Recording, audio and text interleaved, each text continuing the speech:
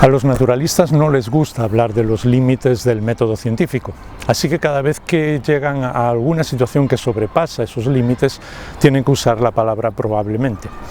Supongo que recuerdas aquel anuncio que apareció en muchos medios de comunicación hace varios años en diferentes países del mundo que decía probablemente Dios no existe, porque el ateísmo no puede demostrar que Dios no existe, sencillamente tienen que decir probablemente. Ahora, si aplicamos eso a la vida normal, nos damos cuenta de que no podemos vivir en el probablemente. Hay miles de situaciones diferentes que tenemos que descansar, digamos, en algo más que lo que nuestra razón dice. Si yo te digo, o alguien dice que Jaime hoy ha encestado 100 tiros libres, probablemente los ha encestado, pues tú tienes que creerlo o no creerlo. Pero si hay alguien que lo vio y que puede certificarlo, entonces sí tienes que creerlo. Pero imagínate que nadie lo viera. ¿Te jugarías la vida porque no los haya encestado? ¿Te das cuenta cómo el probablemente no puede ser lo que dirija nuestra vida? Entonces es curioso que para, digamos, asentar las bases del método científico, naturalistas, agnósticos, ateos, defienden la postura de un filósofo. David Hume, sí, un filósofo, a pesar de que ellos dicen que la filosofía ha muerto. Pero David Hume dijo un día que solo existen dos tipos de verdades absolutas: los axiomas matemáticos y aquellas verdades que se pueden demostrar por el método científico. Piensa un momento en lo que está diciendo. Primero, los axiomas matemáticos. Pueden ser verdades absolutas aquellas leyes matemáticas que son la base de las leyes que rigen el universo. Pero la cuestión es que nosotros no podemos defender ese absoluto. Tiene que haber alguien fuera de nosotros mismos para poder establecer esa base absoluta. De una manera muy sencilla. Hasta hace muchos años en las matemáticas se defendía que el punto más corto, la distancia más corta entre dos puntos era una línea recta. Sabemos que no es cierto. A veces, sobre todo si estamos hablando de una circunferencia, la distancia más corta entre dos puntos es una línea curva. Si tomas un avión aquí en cualquier lugar de Europa y quieres viajar a Sudáfrica y vas en línea recta, pues te perderás en lo que serían las estrellas del universo, porque tendrías que hacer la línea curva para poder seguir lo que es la redondez de la Tierra hasta llegar a Sudáfrica.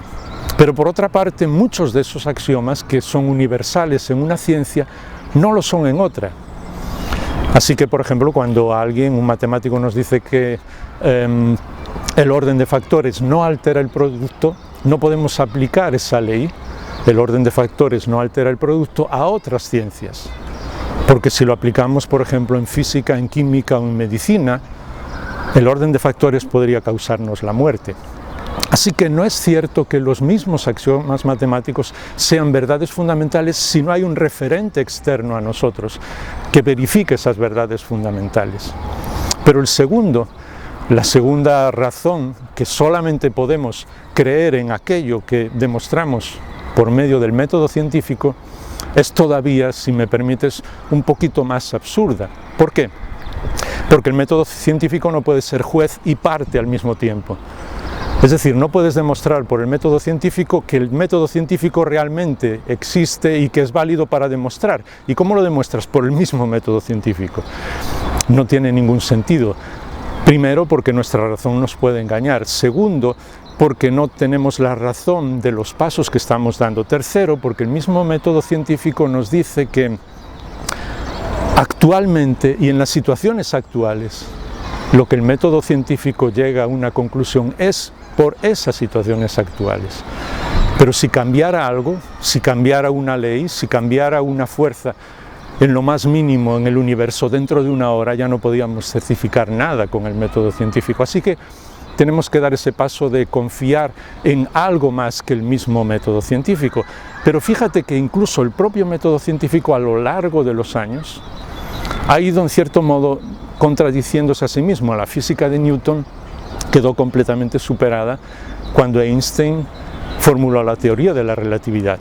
Y hoy, al estudiar por medio de la física cuántica lo que son las partículas subatómicas, estamos descubriendo cosas que Los propios físicos nos hablan de la espiritualidad de la materia. ¿Por qué? Porque estamos descubriendo, por ejemplo, que una partícula puede ir de un punto a otro en el espacio por muchos lugares al mismo tiempo. O un físico te podría decir que algunas de las partículas subatómicas de los átomos que componen este balón están ahora mismo aquí y en otro lugar del universo al mismo tiempo. Por eso muchos físicos dicen que es la irracionalidad de la física, pero está demostrado que es así. Pero nuestra razón no lo comprende porque es completamente antirracional. O sea que estamos certificando que hay verdades incluso en el método científico que son completamente contrarias a lo que la razón nos dice y a lo que el método científico nos dice. ¿A dónde quiero llegar? Que cuando hablamos de la verificación del método científico y de lo que hay detrás de todo, y cuando preguntas a alguien que no cree en un creador, pues ¿por qué las leyes están ahí? ¿Por qué las fuerzas del universo están ahí? Te dicen, eso es todo, eso es lo que hay y hay que creerlo. ¿Y por qué tenemos vida? Hay que creerlo. Y siempre la última frase es, hay que creerlo. Entonces ya no estamos hablando del método científico, sino que hemos dado un paso a lo espiritual. Y tanto racionalmente como espiritualmente, lo que es cierto y lo que es más seguro en todo el universo es que Dios está ahí y Él sí es el garante de todas las verdades científicas, de todas las verdades racionales y de todas las verdades espirituales.